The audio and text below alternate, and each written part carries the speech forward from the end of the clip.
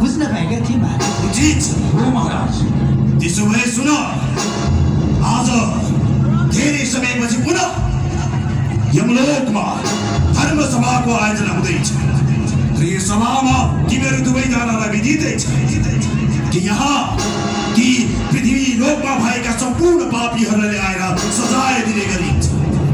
त्यसैले जाऊ, पृथ्वी मण्डलमा गएर ती सम्पूर्ण पापीहरूलाई यो सभामा उपस्थित गराऊ। जो आज्ञा महाराज। चित्रगुप्तजीसँग तिनीहरूको विवरण र तस्बिरहरू लिएर जाऊ।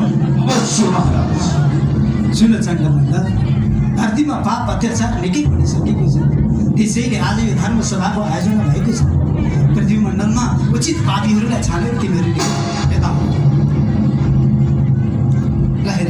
हे मुन्डा, राम्रोसँग हेर। धेरै छन्, त्यसैले पालै पालो गरेर यो यमलोकमा पापीहरूलाई लिएर आऊ। बुझ्यौ? जो आज्ञा। जाऊ, शीघ्र आदेश गर्नु।